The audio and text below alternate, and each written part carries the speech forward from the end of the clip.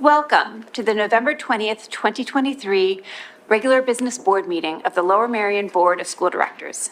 This meeting is being live streamed and video recorded with sound for public broadcast. All participants joining via the webinar will need to use the chat feature, which will be enabled during audience recognition. If you are attending this meeting in person, you should be aware that other attendees may be recording this meeting as permitted by the Sunshine Act. This means, however, that any remarks you make, even those made at your seat, may be recorded by other members of the public during the meeting. The board believes it's in its best interest and the best interest of the students of the district to hear comments from district residents. An opportunity will be given later in the meeting for public comment, both in person and through the chat feature, which will be read by our solicitor. The board strives to be respectful to all individuals making public comment and does not wish to limit any taxpayer or resident's right to free expression while making their public comment during the public comment period. However, please be aware that intentionally disrupting a school board meeting is inappropriate. So welcome everyone to our meeting tonight, and we will start with Dr. Yanni's superintendent update. Thank you very much. Before I give my formal report this evening, this is the last public regular board meeting for several of our board members. And so we want to take just a few minutes to recognize them. Although I've only been in the district for 3 months, I can tell you that I'm grateful for the support and encouragement of our board members. And I think we have a few words about each of you that'll be spoken by some of your board colleagues. So I was given a script. You're doing great. So I'm going to turn it over to my right. Yes, thank you so much. And thank you to the public for your time this evening. We wanted to take a moment to just individually thank and give a few words about each of our colleagues who are transitioning to other ways to spend their volunteer hours. And to start, I want to talk a little bit about Sean Mooring. So he came back and joined us for the evening. Here he is in the front row.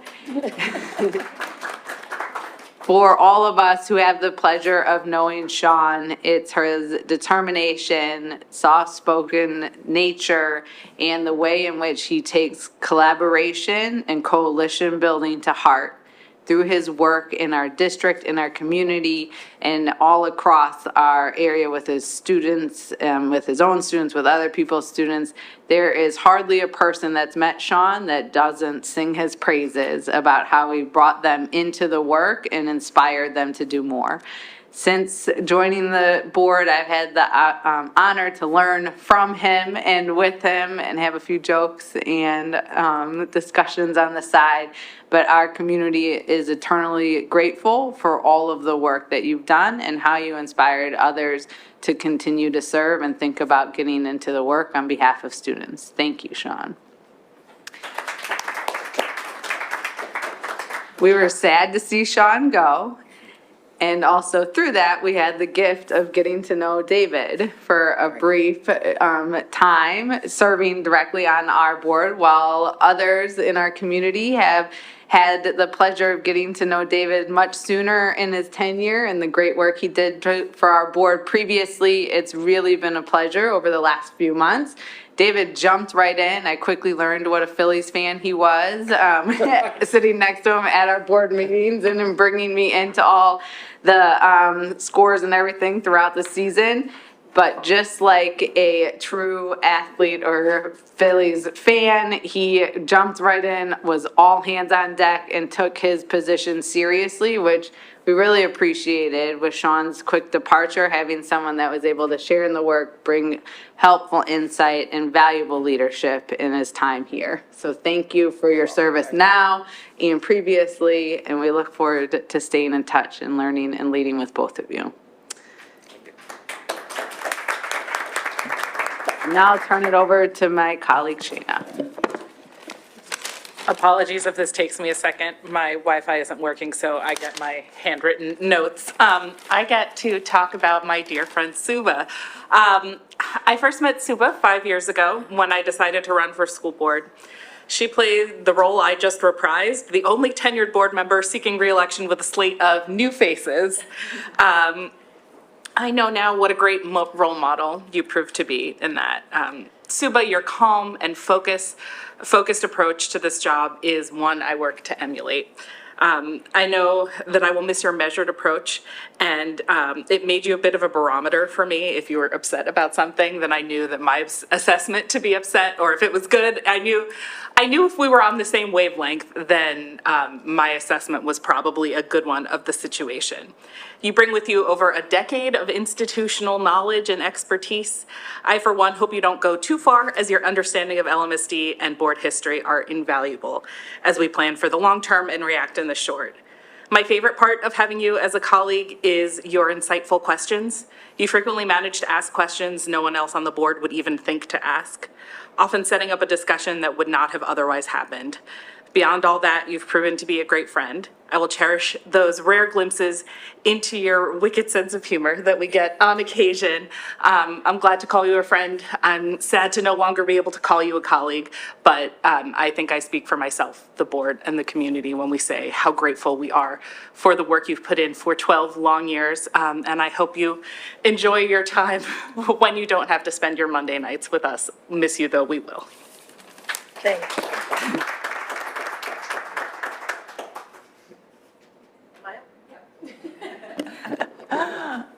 Okay, I'm going to talk about Peter. I am not as eloquent a speaker as the first two, but I would have to say that I couldn't have wished for a better co-chair.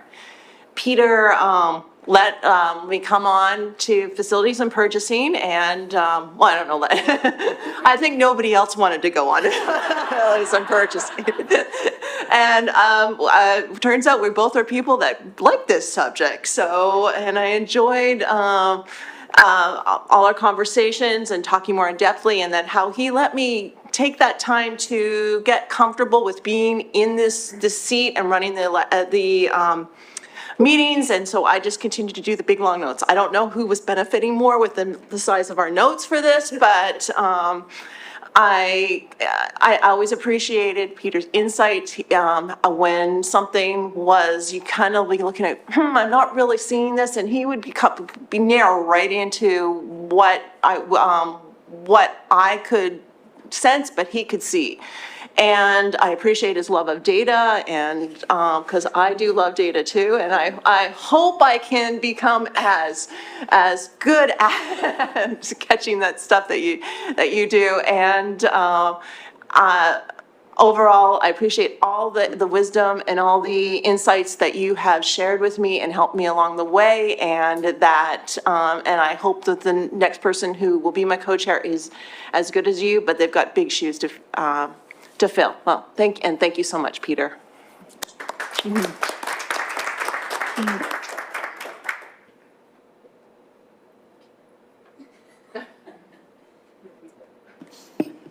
Okay, well, my person is Lucy. I am grateful to have had the opportunity to work with Lucy. She's a phenomenal human being. I'm going to be very succinct with my comments. You know, I would say for Lucy, stay calm and carry on, and always show grace. Thank you.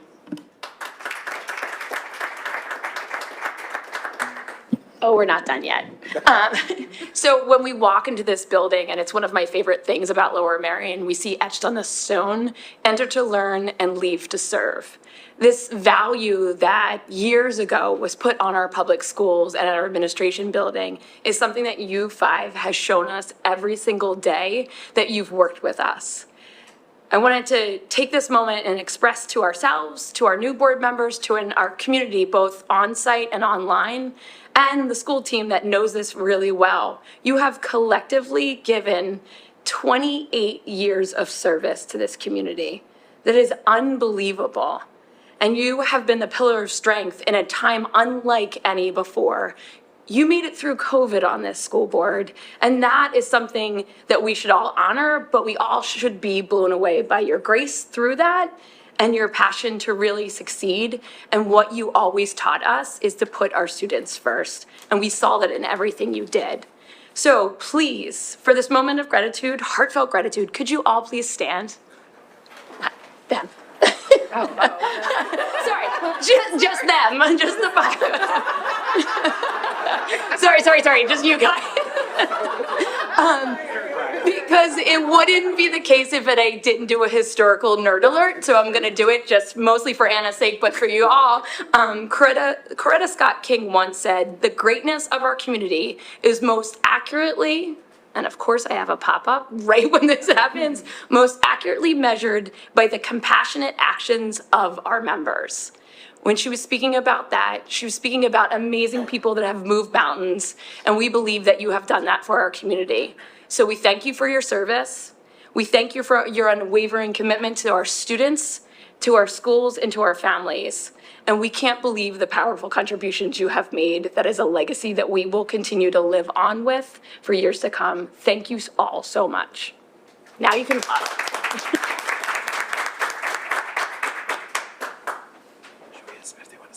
Can I say one thing? Yes. I just wanted to, I want to thank the board for allowing me the privilege to serve on this board again. I'm so impressed with the spirit of this board. In fact, the very policies that are so very important in our schools and for our students are similarly important for this board. On this board, just in the few months I've been here, you can sense there's a spirit of cooperation, inclusivity, a sense of belonging, and importantly, there's a spirit of civility toward each other, the administration, the teachers, and the public. And there's no question in my mind that it is these very qualities that has enabled this board to accomplish so much, and we're going to hear about it later tonight. Finally, I want to say one thing about Dr. Yanni. Dr. Yanni said something at last Monday's meeting that was just awesome to hear. He emphasized that he and the administration are here to serve the principals and the teachers, not the other way around. So simple yet so profound. We hire the best teachers and the principals that we can find. Let's do everything we can to support them, then get out of their way so they can do the jobs we hire them to do. I think we're very good hands with Dr. Yanni. Thank you.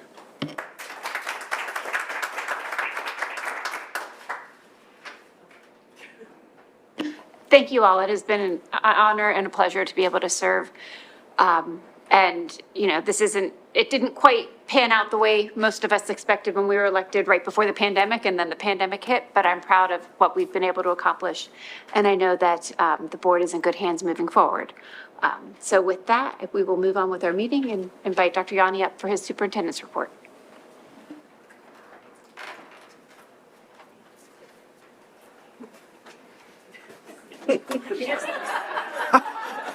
Great job. The joy on his face when he got to leave the board meeting.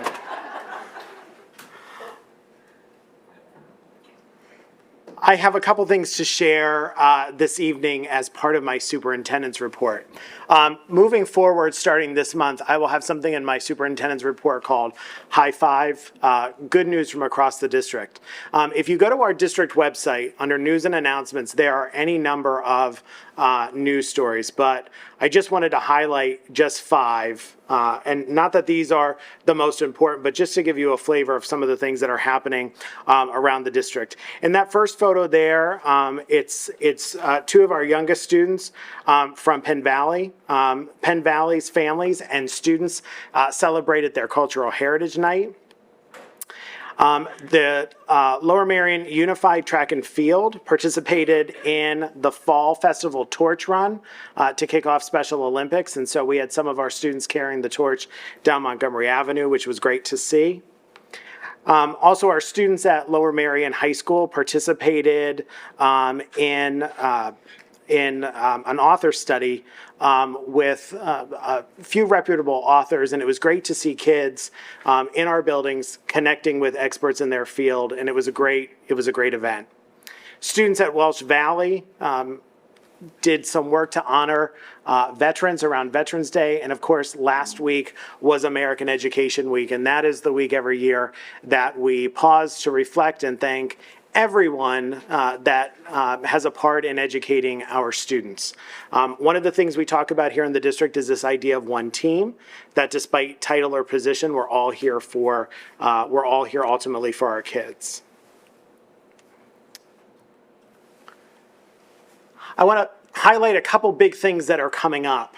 You see on the right-hand side of the screen, there's a funnel, and there's three big buckets, or there's three big things that are going to go through our funnel for the remainder of this year that will bring us on the other side to LMSD 24-25. The first thing is continued planning for universal full-day kindergarten. This evening, you're going to hear from the Montgomery County Planning Commission on our enrollment projections, and I anticipate bringing a recommendation for universal full-day kindergarten starting in the fall to the December board meeting. There will be trade-offs when we think about full-day kindergarten because we know we can't fund the entire implementation of full-day kindergarten solely through new positions in our district. So over the next couple of months, we're going to have to think about how we operate and do some things differently, but we're going to remain nimble and agile so that we can move forward with universal full-day kindergarten. There's also healthy start times that are going to start for next year. That's going to impact not only transportation schedules, but also our school schedules. And then that last disc that's a little bit hard to see is arguably the most important because it's the backbone of everything we do. It's finances. So we have contract negotiations coming up, and we also have the expiration of the ESSER dollars, our stimulus funding that we've had as a result of COVID. All of that money goes away. So when you think of these three things, the universal full-day kindergarten, the healthy start times, and also finances, the shifts that are noted there, each one of those shifts is seismic. I'm not worried about having all of these seismic shifts happening at the same time because I believe in our leadership team and the collective efficacy of our board and our staff to move forward with planning to make sure that we're successful, not just next year, but into the future. And then to draw your attention to some of the things on this evening's agenda, I mentioned that we are going to have the presentation from the Planning Commission. They're going to talk about their assumptions for our enrollment moving forward. There's an Arnold Field stipulation on tonight's agenda. We've done some considerable work as a result of our collaboration with the Wynwood Civic Association, putting some landscaping over there for the eventual lights on Arnold Field. So we're excited to have this next step of that process come forward. And I really want to thank Mr. Lee for his ongoing collaboration with the Wynwood Civic Association. We wouldn't have gotten to this point if it wasn't for his hard work. We also have the Polo Field agreement tonight for our student athletes at Black Rock. So we thank Mrs. Klein for her work. I know that since I've been here, we've had multiple meetings where we're talking about field usage, and it's nice to see both of these field matters come to a point where we're actually seeing action happening. And then there's also scholarship on the agenda this evening. As we think about safety and security, students at Lower Merion High School, the physicality of the building is such, we're right on a main thoroughfare, and we also have kids traversing the high school and the DAO. So there's a system on the agenda tonight that's going to complement our safety and security measures called scholarship. I'm really thankful for the work that Dr. Johnson has done with his team to ensure that we're constantly looking at the safety of our students. And also thank you to Ms. Schaefer and the safety team that's constantly keeping all of these things at the forefront of what we're doing. And that concludes my report. Thank you, Dr. Yanni. Give Ms. LaPera a moment to. Thank you.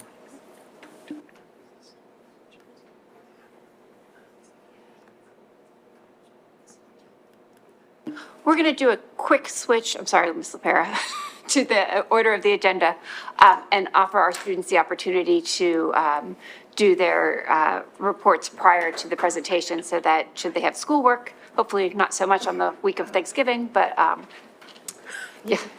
So Ms. Simmons, if you want to go first for Harriton. Good evening, everyone. The month of November was a busy one for Hareton.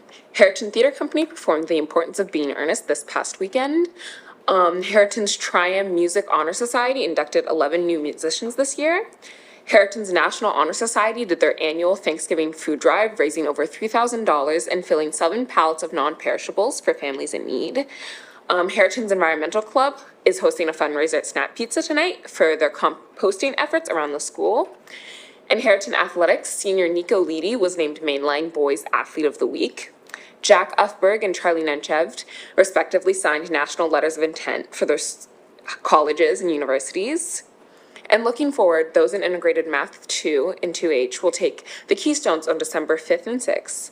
Those in the IB program will go on their annual New York trip to visit the UN and watch a musical. And on December 7th, band and orchestra will have their winter concert. And on December 14th, choir and jazz ensemble will have their winter concert.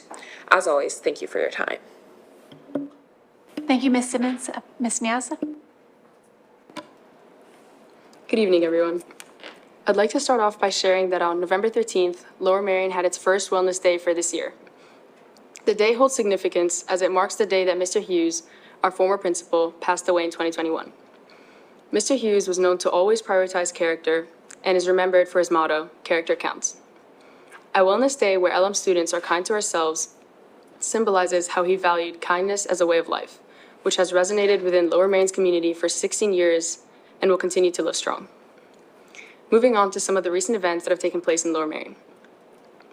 Lower Merion's first ever food truck festival was held on October 28th and turned out to be a blast, filled with several food trucks and desserts as well as entertaining games. The pep rally took place on Friday, November 3rd, where students got to leave school early to watch the seniors, teachers, and club teams perform their dances on the field. LM sure do have the moves. Radnor Week was a huge success run by student council who made posters, came up with the spirit days, and sold a bunch of Beat Radnor shirts and hoodies in preparation for the big game, as well as a canned food drive to benefit the Ardmore Food Pantry. Homecoming, which took place on November 4th, was a great night filled with music, dancing, singing, and a ton of moshing. In preparation for the winter sports season, the athlete meeting was held in the auditorium on November 9th as a kickoff to the season. Build on Pie sales sold a whopping 430 pies, raising over $3,000 for the Sean Hughes Memorial Garden. The Lower Merion 2023 blood drive was held on November 16th, and Lower Merion's players performed a production of Little Shop of Horrors from November 17th to the 19th after months of their hard work, time, and effort. Now, to show off some of our successes, we have a lot of firsts to celebrate. Lower Merion had held the Water Polo NIT Fall Tournament on October 21st. The girls won their first ever game as a team. Followed by that, the boys ended their season with a win against Central York. The Lower Merion football team made history on November 4th as they beat Radnor 56-12 for the first time in 12 years. The boys soccer team made it all the way to playbacks with the state so close where their season sadly came to an end. Girls soccer made it to states for the first time ever where they advanced to quarterfinals. The girls volleyball team won their league and made it to district quarterfinals. Sophomore golf player CG Sacco had an amazing performance as he came in 4th place at states, which took place at Penn State. The boys ultimate team dominated at the Pennsbury Fall Brawl Tournament and won all of their games. Boys cross country exceeded all expectations with the best finish in LM history, coming 5th in states. Well done, Aces, and congratulations to all of our fall sports for their outstanding performances this season. Now, on to some upcoming exciting events. Today marks the first day of practice for all our winter sports. The Lower Merion Model UN team is having a holiday cookie dough sale starting today, November 20th, to December 1st. Aces hockey team play their rival game tomorrow, November 21st, against Hareton at the Haverford Stadium. Let's show out and support them. Maroon Madness is coming up on November 29th, which is a charity event hosted by our philanthropy committee that raises money for the Sean Hughes Children's Trust. On November 28th, Lower Merion and Hareton invite everyone to go watch a documentary called Screenagers, which will be showing at Hareton. This documentary is about the addiction to cell phones in the school environment and helping students achieve resilience. Last but not least, Build On is in need of volunteers for the Dickens Festival, which is coming up on December 3rd. This festival is a great community holiday event in Narberth where we hand out hot cocoa and assist in the event running smoothly. This week is Thanksgiving, And on behalf of the student body, I want to say that we are thankful for our school district teachers, administrators, staff, and all community members for everything you do to add to our experiences and successes at LM. Happy Thanksgiving. Thank you. Thank you both so very much.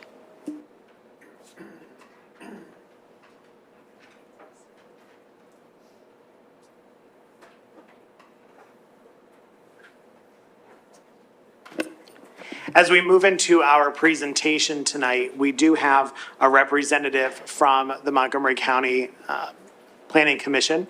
As she makes her way to the podium, I'll just say, one of the things that we sought approval for was to do an updated enrollment study, particularly because we saw some anomalies in our enrollment this year. Low numbers in kindergarten at Marion, high numbers in first grade at Kenwood, and a couple other spots that concerned us. And we wanted to make sure that as we plan moving forward, we have the best data possible. So I'll let our guest introduce herself and then talk about the enrollment projections. Sure. Thank you, Dr. Yanni. My name's Ann Levitt-Gruberger. I am the section manager for the county planning section at Montgomery County Planning Commission. We're pleased to be able to come back and do an update to the enrollment study that we've done previously for the school district. I'll start with the history of findings from our prior studies. This chart that's on the left shows the beginning of our study in 2014 to 2015 school year, and the large amount of predicted growth that we thought the district was going to see then over the following 10 years. And I think that the district has mostly seen that. But you can see in this chart that the rate of growth that we're seeing in these 10-year increments has really slowed. But there is going to be more growth here in the district, and I think that it's important to note that the district is going to continue to attract new students because it is a popular district and has a great reputation, and all of the other factors that we look at that contribute to this, the home sales, students enrolling and moving here from other districts, people choosing public school over private school, and new construction here. It all makes for a really wonderful place to go to school. Here is a summary of district enrollment by grade levels. What you don't see prior to the 2014 to 2015 school year on here is the growth in the elementary school enrollment. That pretty much peaked in the 2014, 2015 school years. But what you can see after that in the red line going forward is the growth in the middle school enrollment that the elementary school students were aging into those middle school years. And as that has dropped, more recently, you can see the increase in high school enrollment. It's just the progression of things going forward. High school enrollment continues to slow though, and I think that we can say pretty safely that elementary and middle school enrollment at the moment is fairly steady. Private school enrollment is another factor that we look at in doing these enrollment projections.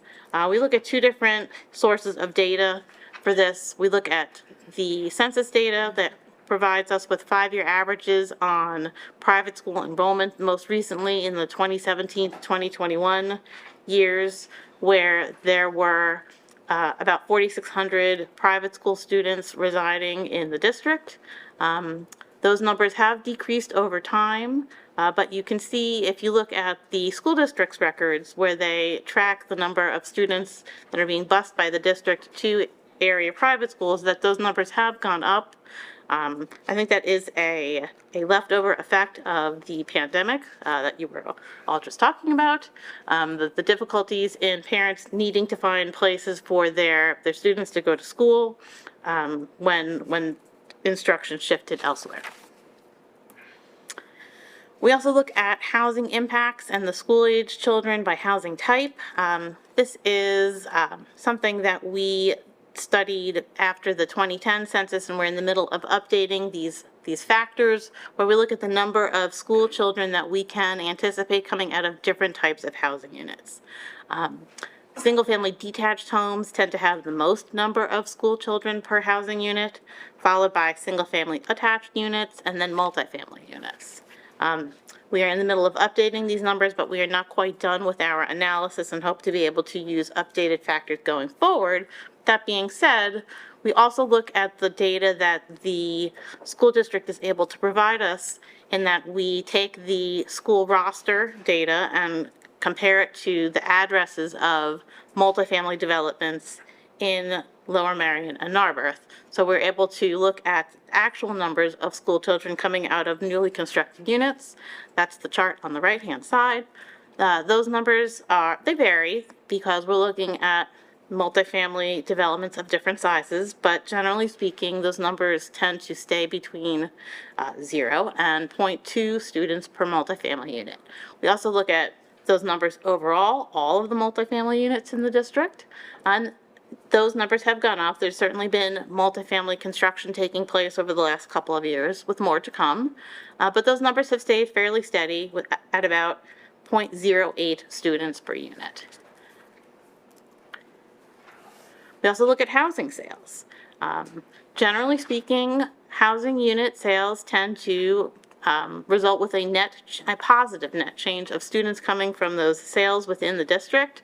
But it's important to note that even at times when sales decrease, so for example, in 2022, this number of sales in the district did go down. Interest rates have gone up, so there has been a slowdown in sales activity, but that number of new students coming into the district is still staying at a pretty strong rate. New housing units continue to get built here. That's something that the Montgomery County Planning Commission tracks pretty closely. In general, single-family detached and attached homes have continued to be built at close to recent trend levels. The real growth is in multifamily development here in the district, and that's a trend that we expect to continue.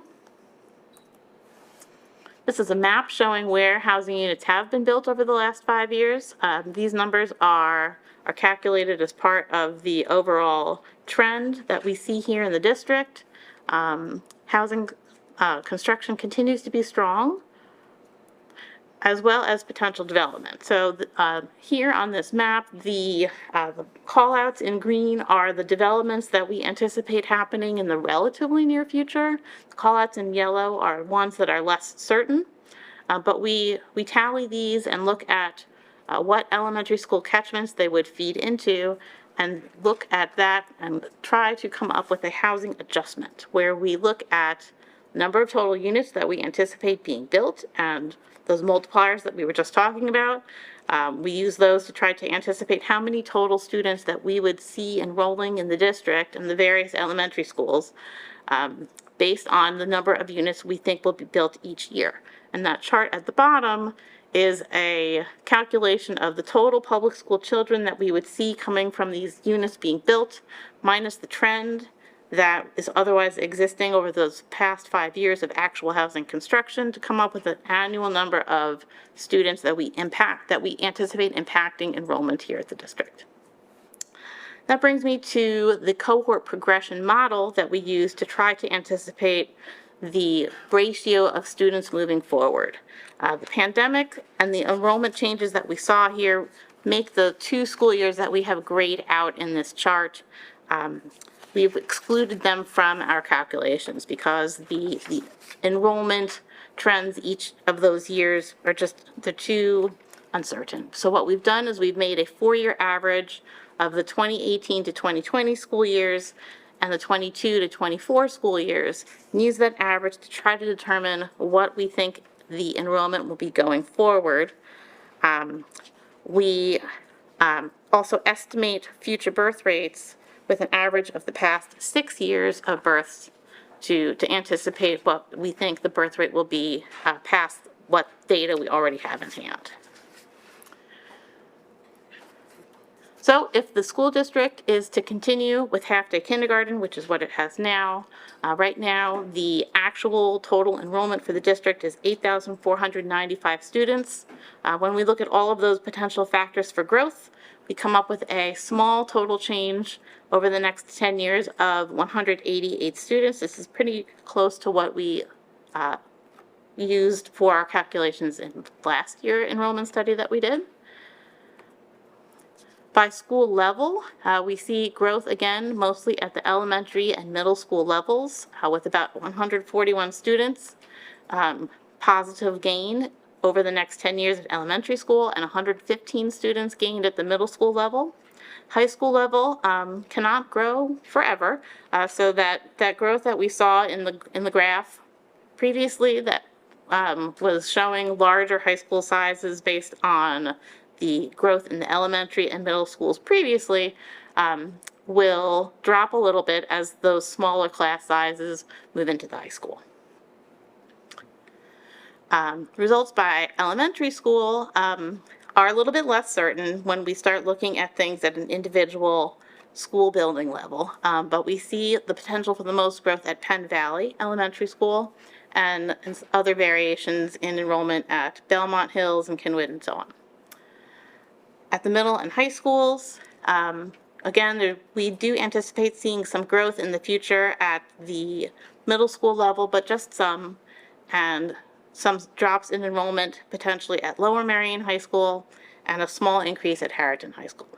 I will say that because we use estimates for the second 5 years in these projection studies, that those numbers are somewhat less certain than the first 5 years in the study that we calculate on actual birth data. Moving on to discuss full-day kindergarten for a moment. This is something that the district asked us to consider as you consider moving to a full-day kindergarten model in the future. What we've done here is we've taken a look at some other nearby school districts that have recently gone to full-day kindergarten. We looked at these last year as well. The only new addition that we have here is Garnet Valley, which moved to a full-day kindergarten model in the 22 to 23 school year. What we've done is we look at the enrollment in kindergarten prior to implementing full-day kindergarten, and then again after kindergarten has been implemented with full day. And again, look at first grade enrollment before and after, with the expectation that there will be an increase in kindergarten enrollment with a full day of kindergarten and a decrease in first grade enrollment for students who are enrolling in the school district for the first time at first grade. So what we have here is that we anticipate that more students would come to Lower Merion School District for the first time in kindergarten, with still an extra bump in enrollment in first grade, but the growth overall would increase. So what we said before, that there would be 188 more students at the end of that 10-year enrollment study, we would increase that to an additional 600 students if the school district were to move to a full-day kindergarten model. So in conclusion, we do anticipate that growth will continue overall, primarily at the elementary and middle school levels. Multifamily construction here in the district will continue to provide new students who will enroll here. If the school district is to continue with half-day kindergarten, that we anticipate the district would grow by another 188 students over the next 10 years, that the elementary and middle schools would grow slightly, and that the high schools would decrease in enrollment. And again, if there would be full-day kindergarten, that total enrollment increase would be about 600 students. Thank you. Thank you very much. I wanted to, I appreciate the time and effort that's gone into the presentation, and wanted to open it up to the board if there were any questions. Ms. Kalish? Thank you. Pardon me. So could you go over for everybody who's watching this now, what you believe at MCPC is the what accounts for the difference between that 188 number and the 600 number, like what that extra 400-ish students, where they come from? Sure. So, it is a little bit of math and a little bit of an educated guess, but it's our assumption that from looking at, I'll go back in the slides a little bit here. When we looked at these other school districts, we looked at the enrollment before and after the full-day kindergarten was implemented. And then we have to assume that there will be families out there who need that full-day kindergarten and are seeking it elsewhere because they need a full day of care or education or what have you. And that those parents will make a choice to come to Lower Merion Public Schools for kindergarten when they might not have otherwise if that full day of kindergarten is implemented. So it's hard to say that it's going to be a one-to-one switch. Would they have enrolled elsewhere for private school and then stayed in private school? And you've lost that student forever. But we do anticipate that there will be more students that come to enroll in kindergarten and then continue throughout the public school system for the duration of their educational career. And that's what we anticipate that extra growth coming from. Okay. And so could you go back to the slide that had all the numbers on it For full day kindergarten or half day? for that one? Okay. So we said earlier that our top enrollment was in 2019, correct? And that our Yes. number was, I'm sorry, I forget exactly what the number was, 8,800? Yeah. 8,800. So if we're looking at that, that doesn't, like, for me, I know, I'm only bringing this up because I know when I first looked at these numbers and I was like, oh my goodness, that feels like a big increase. But looking at it with that lens helped me to realize that we went up, up, up, up, up, and then we went big down. So now we're just kind of, even with this added increase, even if we did do full day kindergarten, that would just be kind of putting us back to the position closer to where we were and before we had another middle school building. So it was, putting that in context just made it a little less daunting for me as we're thinking about it. Yeah, you were already there. The school district was at 8,800 students as of the 2019 to 2020 school year. So you had those higher numbers already. Probably feels like a distant memory at this point, but Everything before COVID feels like a distant memory.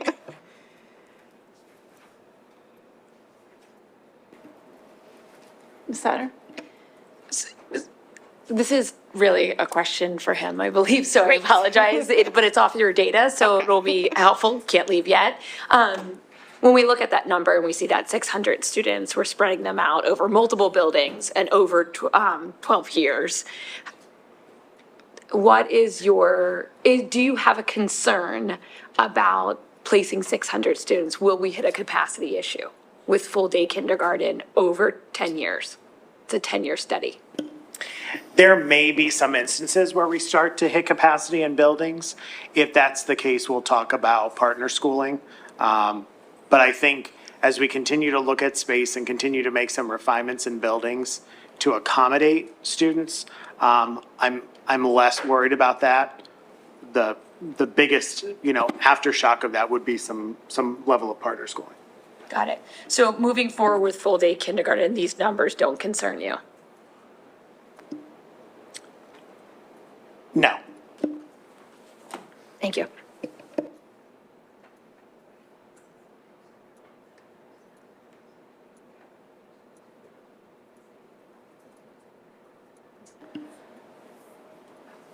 I think this is less of a question, just an observation.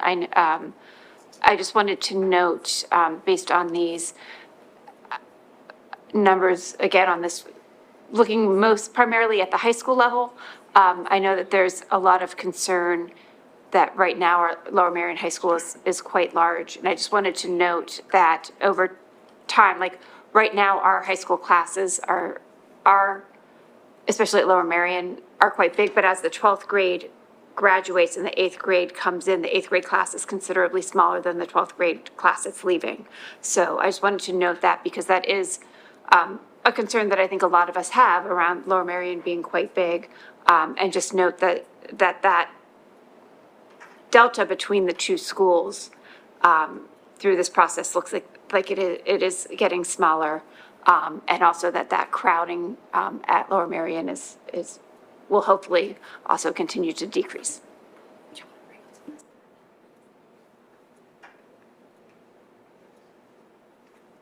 The other thing, as we look at enrollment projections, so this is not an exact science, right? So we look at how things trend every year.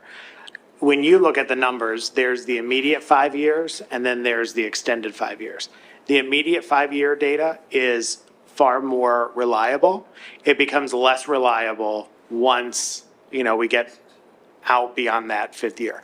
I would even say, once we're out beyond 3 years, I start to get a little, I'm less inclined to take those numbers really at face value. So constantly looking. We know what they call the survival ratio or the survival quotient is from grade level to grade level. So we'll be able to calculate that and when we do annual updates for the board. So I just wanted to add one more thing that when I started talking about full-day kindergarten, when I first ran for this years ago, I got told no at every turn. And so I wanted to thank my colleagues, and I wanted to thank you, and I wanted to thank the administration and the community for all the work that's gone into trying to make this universal full-day kindergarten initiative a real possibility and probability for our district. I promise not to cry again like the last time we voted on full-day kindergarten, and it's just, this looks very promising to me, and when we make this happen, it's going to have a real meaningful impact to a lot of families in our community. So I just wanted to commend and thank everyone for their hard work. Ms. Shrek? Oh, yes, thank you. So I guess I just wanted to make sure I understood what you said at the top, Dr. Yanni.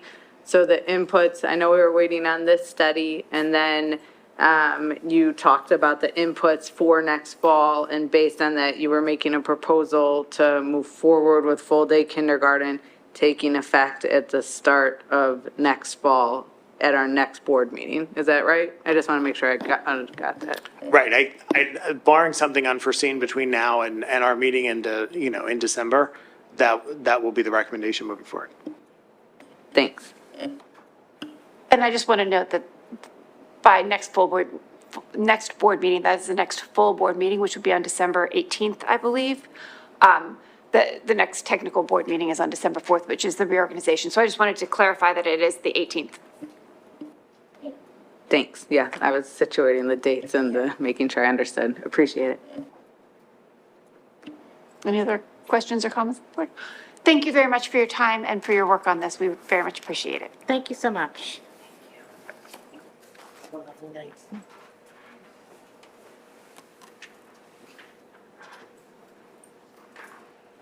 So we will move on to the next part of our meeting, which are the committee meeting reports.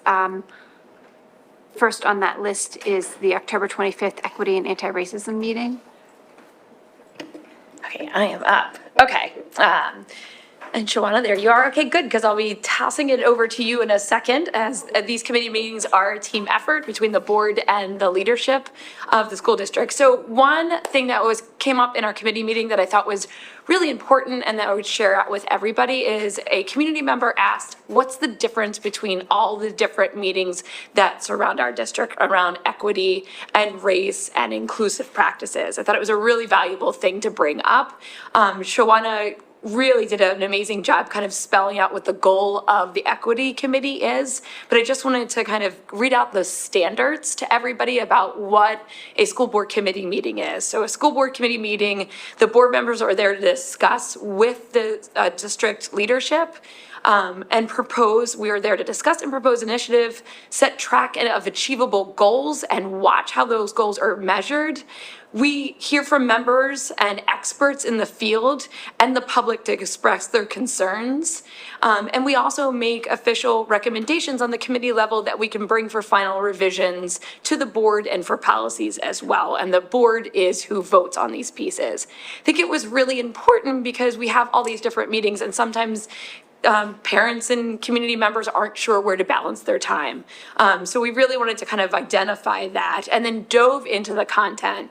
And I will give Ms. Shawana James Coles a huge amount of credit to setting us off in this year in a really strong way of spelling out what are our goals of our meeting and how are we moving forward on that. And also planning a few upcoming meetings where we'll have experts coming in from the outside. I'm super psyched about that because I love to learn. Real quick, we went over negativity bias, it is a fantastic Zoom to watch, so I'm just gonna sell it a little hard now. It is one of those ones that it is wonderful to watch and wonderful to engage in. Please check it out, but there's a lot of great conversations on negativity bias, which our brains are hardwired to go towards the negative, and we have to remind ourselves to break those patterns and to look for the positive as well. You can see that in the actions of many of the school leadership here of pointing out the highlights, the students pointing out the highlights of what's going on in their school. It doesn't mean we don't address opportunities for change, but it does mean we also understand that our brains are hardwired to reverberate and repeat the negativity. That is in an equity conversation, because so often conversations around equity focus on a group of students and what they're not achieving instead of looking at what they can do and where they can go. So that's why it's unbelievably important to have these conversations in the equity meeting, but in all of our conversations as well. We had a nice meet and greet with Dr. Yanni, since this was his first full meeting, I believe. Motive integration. So the team is also working, I don't know if you were here at the former board meeting where we spoke with Mr. Wendell and Mr. Michael Holland, who came to the board meeting because they were the two of the first students to integrate Lower Merion school districts. And Amy and Shawanda are making a video so we can commemorate that. And there's nothing I love more than a primary source. And we remember that our people in our community are amazing primary sources and can tell us so much about the history that happened here locally. Again, a very important thing for our students to be connected to national history that happens here locally, because the community revolves around what they do. So really important work. And then we went through really the work of DEIB and the school teams setting their goals around professional development and training opportunities. And Shawanda walked us through some major pieces that kicked off the new year and set the teachers on goals for the entire year and a culture of competency around DEIB goals. Last thing that I promised I would share is when the team was sharing all these big ideas, we had a breakout session where community members were answering specific questions about where our opportunities for growth were. We also realized that this is already happening on our website, these great kind of 5-minute wonders of awesome things happening. So if you want to check that out, you can break negativity bias too and check out some great things that are happening in our school district.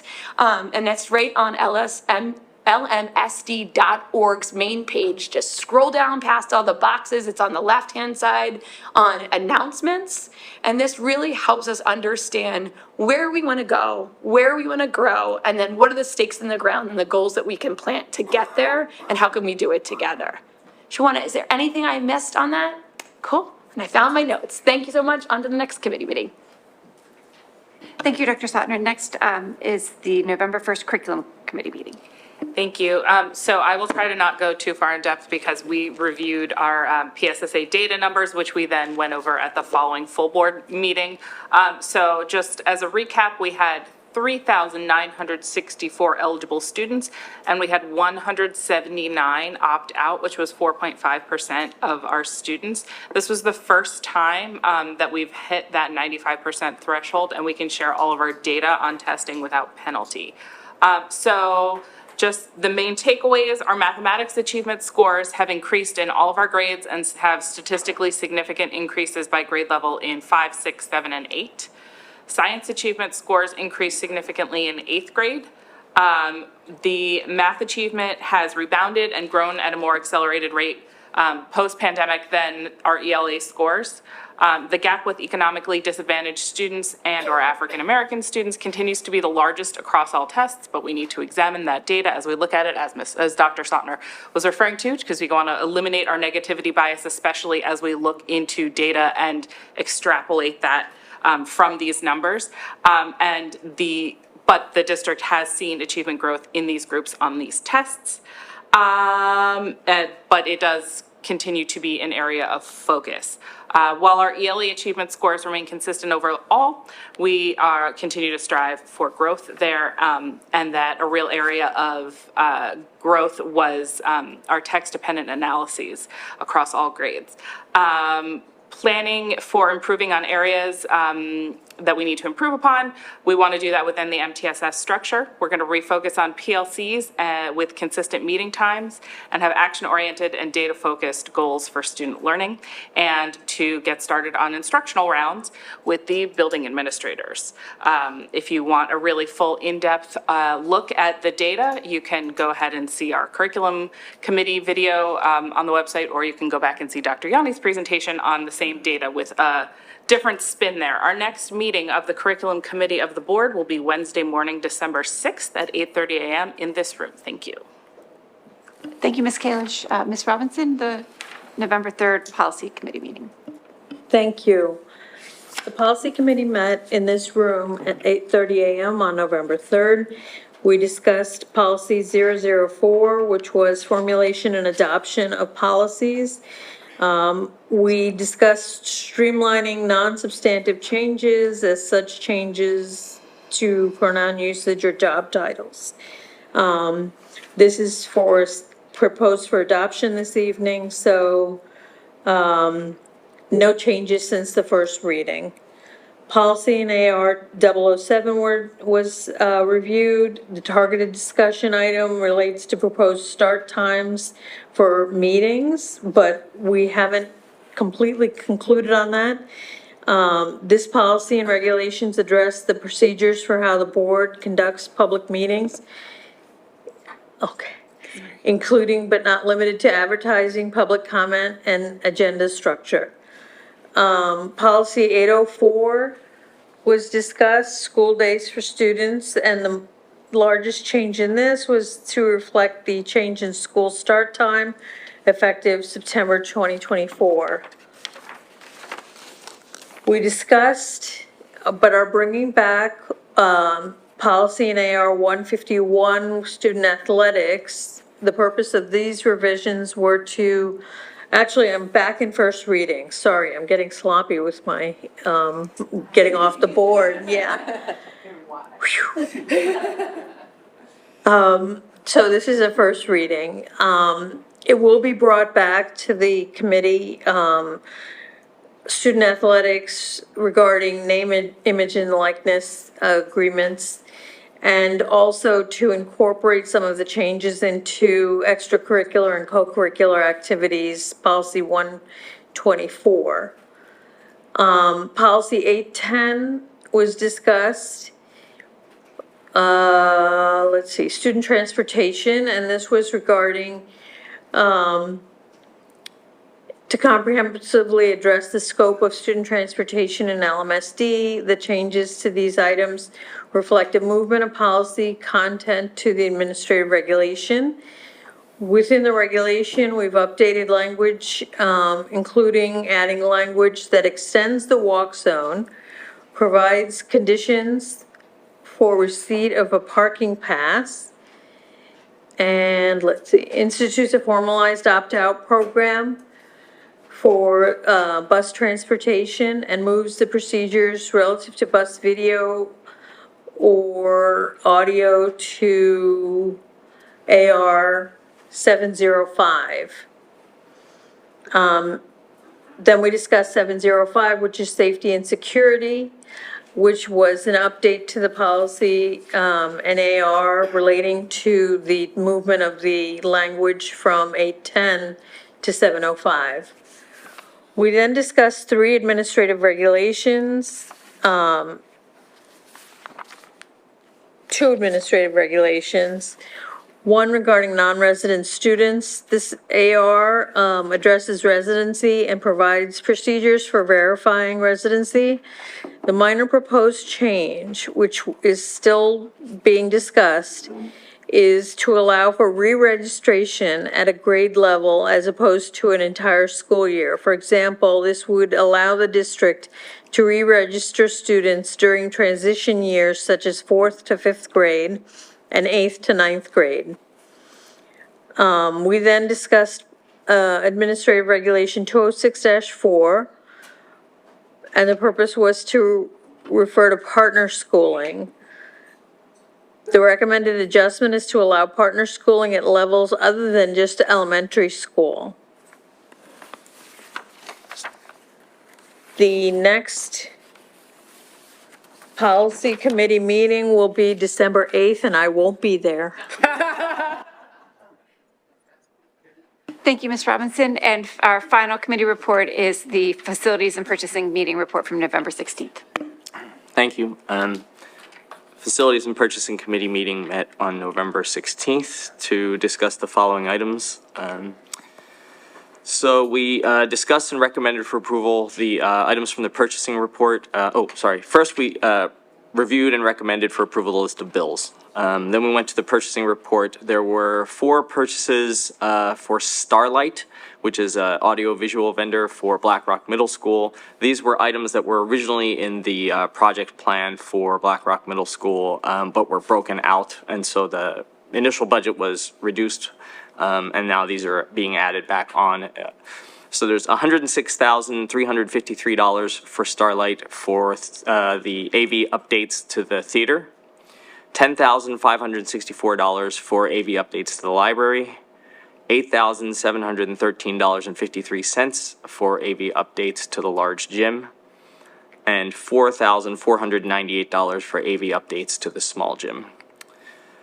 There was also a need to replace the roof at Gladwin Elementary. It's a large project, so it was bid out as a base bid plus 2 alternates for additional areas of the building. The committee's recommending that we accept the base bid and both alternates to replace the entire roof at once. It's a very large project at $4,387,596.62.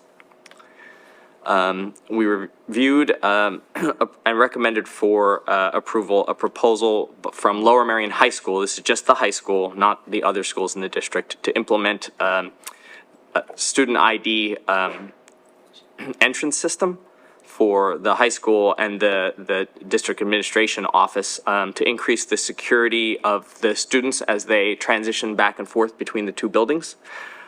This will also eliminate the need for students to wear visible IDs as they traverse back and forth.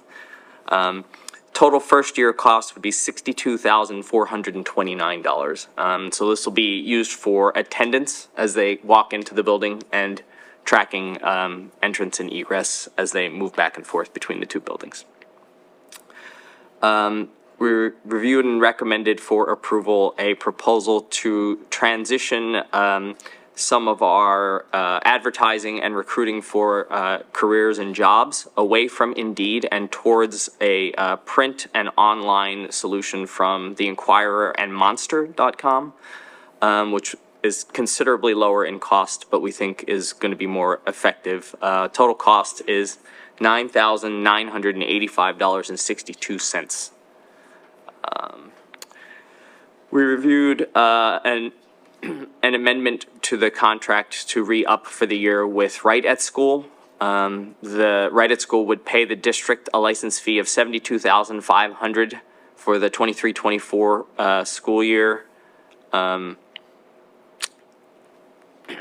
for the right to operate their pre- and post-school program, and also pay total transportation costs of $150,000 for transportation related to their off-site kindergarten program. And the last agenda item was a change order. This was related to the construction of Black Rock Middle School. Gessler Construction will be getting a credit to the district of $11,800 for unused allowances related to site preparation and rock excavation. The next Facilities and Purchasing Committee meeting is Thursday, December 14th, 2023 at 8:30 a.m. in this room. Thank you. Thank you, Mr. Lee. And that concludes our committee meeting reports. At this time, we don't have any additional agenda items to add on to our agenda, so we will move on to audience recognition. So at this time, we'll hear public comment. If you would like to speak at tonight's meeting in person and have not yet signed up with Ms. LaPera, please do so now. The sign-up sheet is over near the back of the room. For those of you joining via the webinar, the chat feature will now open and you'll see a 10-minute timer appear on your screen. You can submit your comments and or questions via the chat feature. In either case, both via the chat and in person, please be sure to begin with your full name and where you reside within the district in order for your comment to be shared. And again, this can just be a general neighborhood. It doesn't need to be specific address. So Ms. LaPera, do we have any in-person comments for tonight's meeting? Yes, we do. We have Greg Gorton, then Mike Levine, and Ruth Jenkin.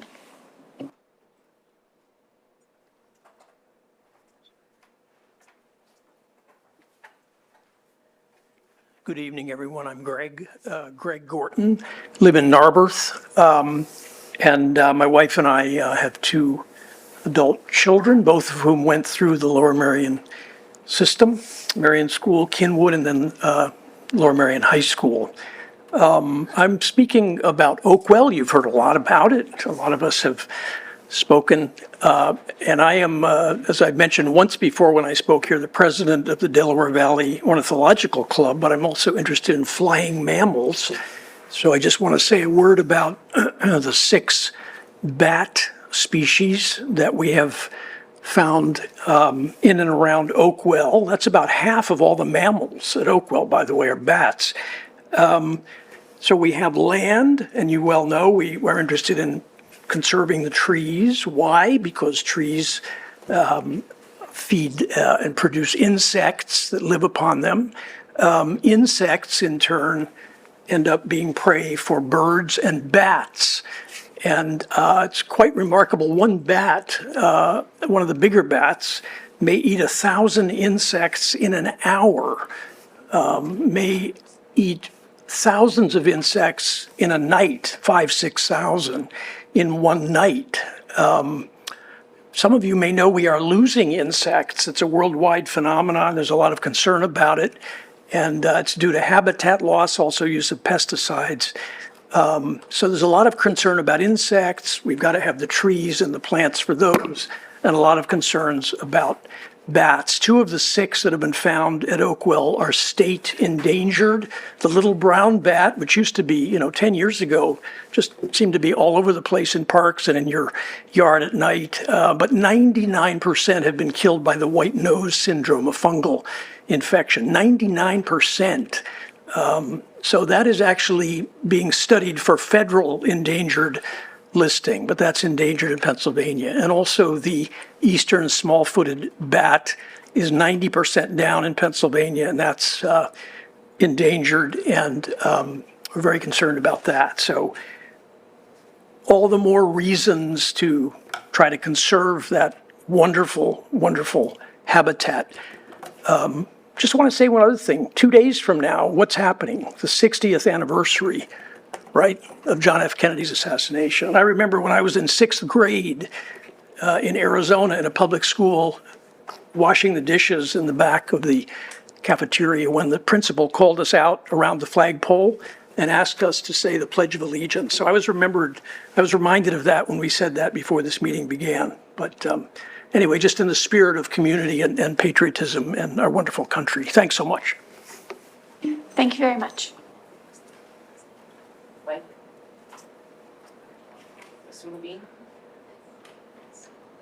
Sorry, my microphone's not on.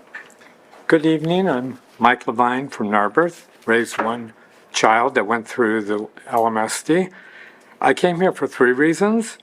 Number 1, to thank the outgoing directors for their service to students, faculty, staff, parents, and the community. We know you work hard and don't get paid. You volunteer days and evenings, time away from family, possibly from paying work, from Eagles games. And by the way, they tied Kansas City 7-7 in the second quarter. We deeply appreciate that you've done many good things. I'm not super involved, but I know about healthy start times, full-day kindergarten, and working to secure use of the polo fields for student sports. And you brought in Dr. Yanni. Thank you very much. Reason number 2, to thank Dr. Yanni for being here. He's doing many wonderful things. He cares about the students and community. He brings people together. He looks for the best solution and is innovative. He communicates transparently and exclusively. And most of all, he listens. we support Dr. Yanni. Reason number 3, to report. I'm collecting signatures for a petition to save Oakwell. I have personally collected many signatures of district residents and taxpayers. The people I talk to door, at a community event, or in a commercial area, they hear about the size, beauty, historic significance, and ecological value of Oakwell, as Greg was talking about, and the cost of damaging Oakwell, and they want to preserve it. They hear about the financial costs per field for development and about the maintenance costs. They're shocked and they don't want to pay it. They want to sign the petition, especially the high school students. If I see a group of 6 at Suburban Square or an event, all I say is, this is for Oakwell. And they go, oh, Oakwell. And I get 6 signatures. So outgoing directors, thank you for your service. Dr. Yanni, thank you for being here. We support you. And everybody, let's save Oakwell. Thank you. Thank you very much.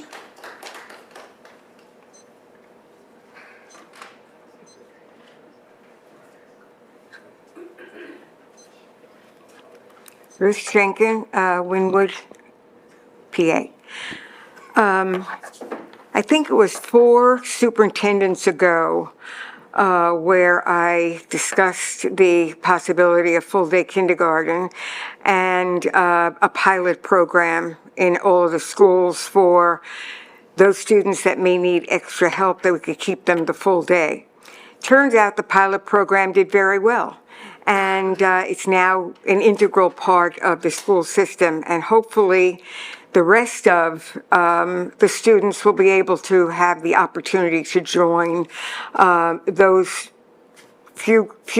one class in each school at this point, to join those students and have their experience as full-day students. The other thing, and that's my full-day kindergarten shirt. Now, I'm not taking my clothes off, but I have another shirt that I wear, which is the Ardmore Food Pantry. And I would like to say that the students at Welch Valley have been a wonderful contributor to our effort to feed the hungry in Lower Merion. So my thanks go out to Welch Valley students. Thank you. Thank you, Ms. Jenkins. I have other shirts too. That's all for our in-person comments. Thank you, Ms. LaPera. Mr. Diazio, can you please read any public comments that were submitted via the chat? Yes, thank you. There's about 7 or 8 here. So the first one is from Danielle Joyce from Villanova. It says, I'm thrilled to hear the general support for full-day kindergarten implementation for the coming school year. This is a huge step forward in supporting our early learners and families. Thank you for your commitment and congrats to our newest board members. The next comment comes from Allison Barron from Narberth. It says, thank you, Dr. Yanni, and for the presentation on full-day kindergarten enrollment projections. I'm beyond thrilled that Dr. Yanni will recommend approval for implementation for fall 2024 at the next meeting. You listened to our concerns about the prior timeline, and we are grateful. To the board members who have fought hard for this, thank you. The enrollment projections seem to verify that Lower Merion School District can do this. We are confident that the board and the district can make full-day K a reality. It's time for Lower Merion School District to live up to their excellent reputation. I've said it before, our youngest learners deserve a full-day curriculum. I appreciate the board and Dr. Yanni's continued support on this issue. The next comment comes from Greg Peppel from Narberth, and it says, I'm heartened to hear that full-day K will be up for a vote in December. The numbers in the report bear out that full-day K is achievable. It is a matter of commitment, not capacity. Voting to enact full day in 2024 will ensure that we live up to the Lmsb value that learning is a lifelong pursuit. It will benefit single-parent families, dual-income families, and most importantly, ensure our youngest learners aren't falling behind before they even get started. The next comment comes from Isabel Melvin from Wynwood. I applaud the decision to utilize the 17-acre polo field Hold on, I lost my screen there for a second. There you go. I applaud the decision to utilize the 17-acre polo fields in Bryn Mawr. There are many more opportunities. There's a private soccer field next to Black Rock Middle School that sits idle. It's a short, safe 3-minute walk. And Lower Merion School District owns acres of underutilized lawn space that could be retooled for maximum use. For example, Gladwin and Marion Elementary, the Balkenwood Middle School football field. What is that used for currently? That's a question. Welsh Valley has 34 acres. Do you plan to employ the underutilized acres where parking, bathrooms, and bus routes already exist? More fields across the district with no fiscal or environmental expense is something that everyone could get behind. The next comment comes from Richard Lester from Villanova. The data from the county on the growth projections was informative, but curious if we have any data on the accuracy of prior projections versus what really happened. I believe the projections started in 2014. How accurate were those and other projections? The next comment is from Sarah Weisiger from Wynwood. She says, I want to voice my support for implementation of full-day kindergarten in fall of 2023. This will make a huge impact on our family and on the families of so many people who have young children in our district. Thank you for all of the work that the county has done to fully research this implementation, and to the board and the district employees who are working to make it happen. There's a comment from Lisa Prosnitz and Amy Knorr, both from Penn Valley. It says, we'd like to start by expressing our appreciation to Lucy Klein, Peter Lee, Suba Robinson, David Fetterman, and Sean Mooring for the countless hours they have spent in service to our school district as school board directors. Thank you so very much. We are both sorry we cannot be there in person tonight to celebrate the finalization of the new school start times. We are thrilled that Lower Merion School District has worked through its obstacles to help ensure healthy start times for the fall of 2024. We will be sending in a longer letter for the record, noting all of those who have worked tirelessly to help make this happen, but we wanted to take a moment to thank the school board and Dr. Yanni, and especially President Lucy Klein. Moving the high school start time a full hour later will have a significant positive impact on our high school students' physical and mental health and on the safety of our entire community, given the number of young drivers. We look forward to being able to see our collective kids have the opportunity to get more sleep and to working with the district in ensuring that school start times are successful in Lower Merion School District. There was also one additional comment that is in the chat, but the individual didn't list where in the school district they reside, so I won't read that one into the record. Thank you, thank you very much. So I'd like to respond to some of the things that were said, and for a bit of levity, it's 9:20. I'll start with fields, and I know you all look at me and think, wow, you're such an athlete. I mean, obviously a Division I athlete. And what I'll say is I'm glad to, that was really funny. I expected more of a laugh. Thank you for that. You know, yeah, what are you saying? I mean, I was a mathlete. And I was on a bowling team. I just want to put it out there. So, you know, we're glad that, you know, we're making some gains with field space. And as I mentioned, a lot of hard work went into that.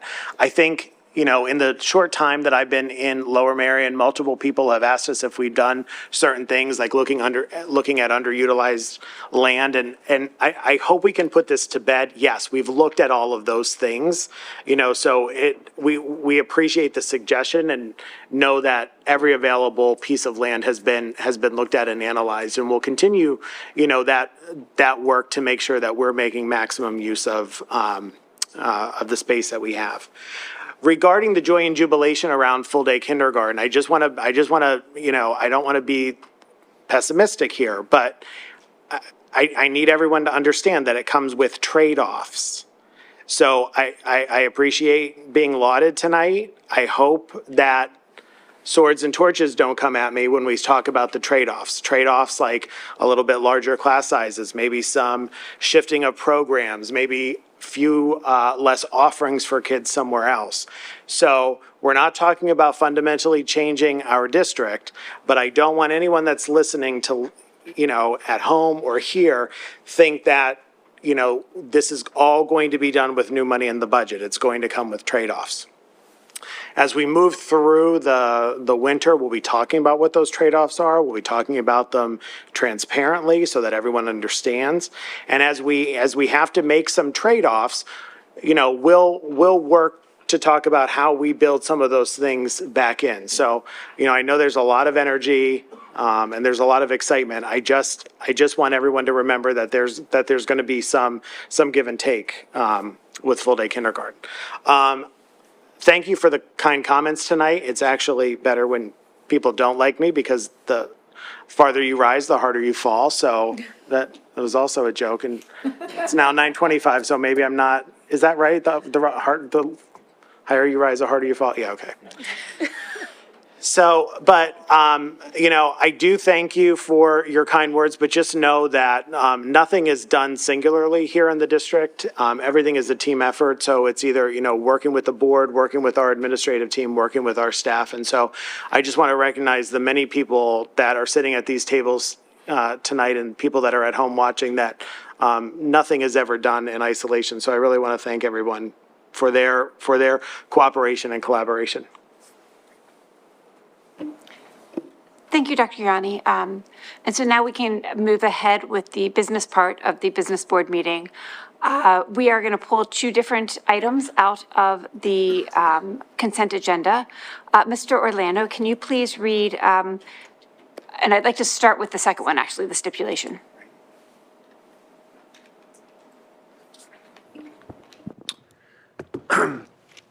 So we're doing 12C first, correct? The stipulation, okay. The board approves this, the board authorizes superintendent or designee to execute the stipulation settlement agreement among Lower Merion School District, Lower Merion Zoning Hearing Board, Wynwood Civic Association, Malcolm Davidell, Lower Merion Township, subject to any revisions approved by the superintendent and either the solicitor or special counsel. Thank you, Mr. Orlando. I'd like to ask if there are any questions or comments from the board.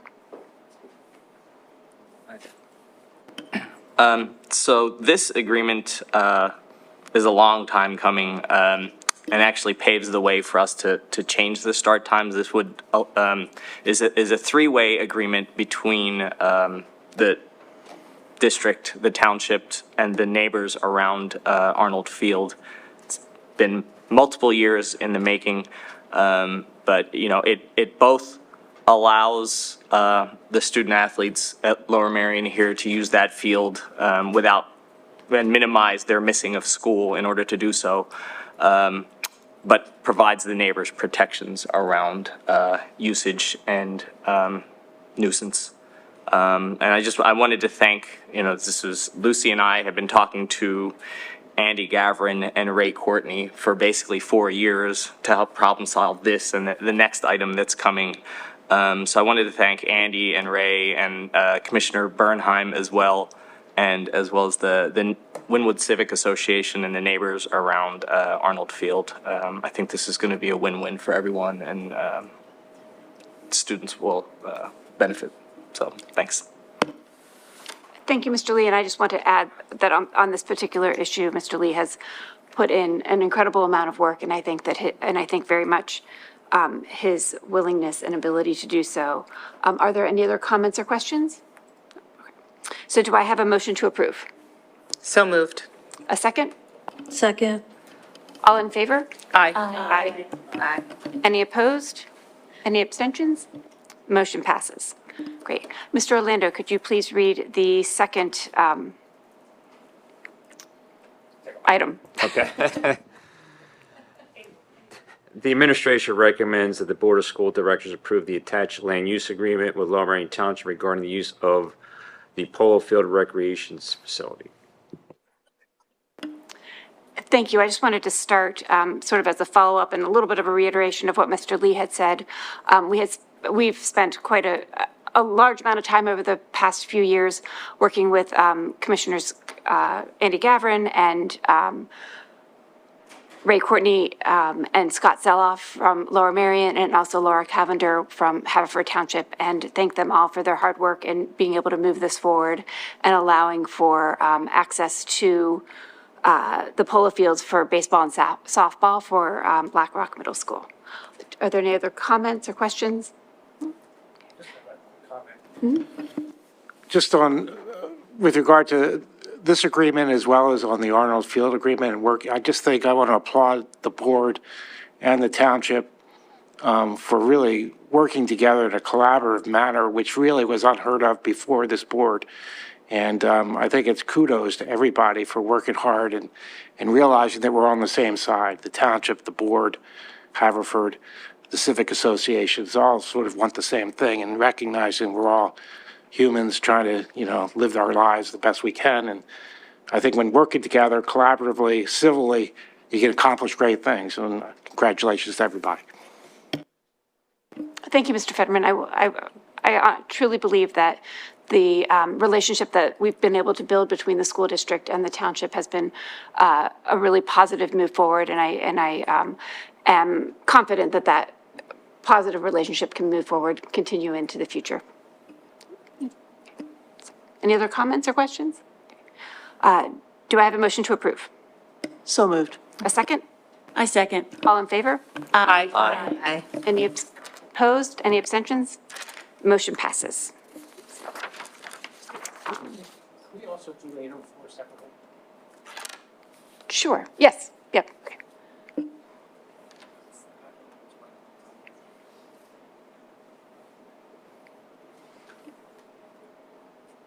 Ms. Orlando, could you read?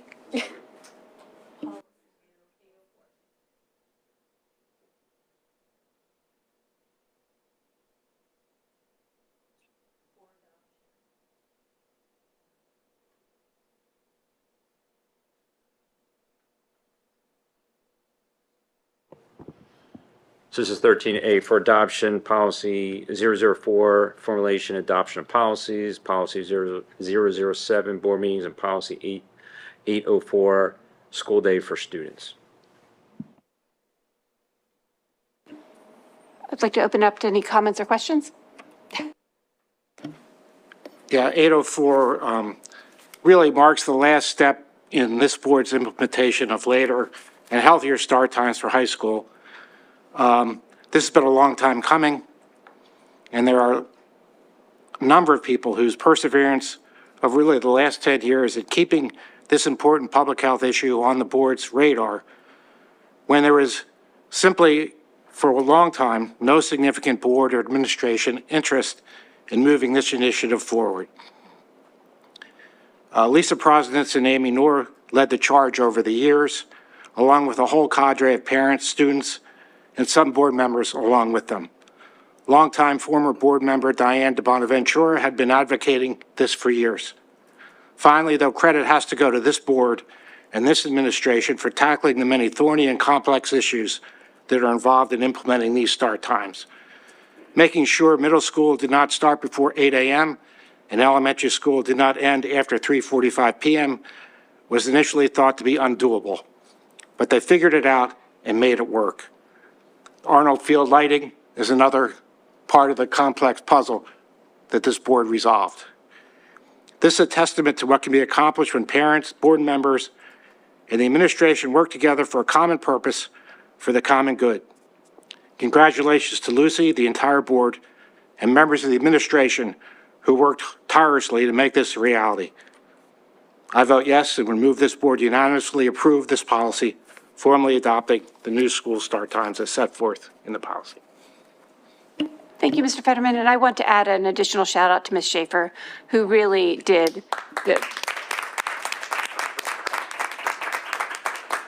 an incredible amount of work. She's under the previous superintendent, she really stepped up and said, this is something we need to start to move forward. And then as the acting superintendent for most of this school year, just did an enormous amount of work. And I do want to give her the credit that is due, that we were able to move this forward. So do I have a motion to approve? Second? Second. All in favor? Aye. Any opposed? Any abstentions? Motion passes. Terrific. Anything else we want to pull out? No, good. Okay, just checking. It's your last meeting, we got to keep you on your toes. And I neglected to send the email that said, let me know if anyone wants to pull something out. So that is on me. So do I have a motion to approve the rest of tonight's agenda via consent? So moved. A second? Second. All in favor? Aye. Any opposed? Any abstentions? Motion passes. So now, do I have a motion to approve tonight's agenda? So moved. A second? Second. All in favor? Aye. Any opposed? Any abstentions? Terrific. Motion passes. Mr. Diazio, could you please give us a report on the Sunshine Act? Yes, I can. Give me 1 second.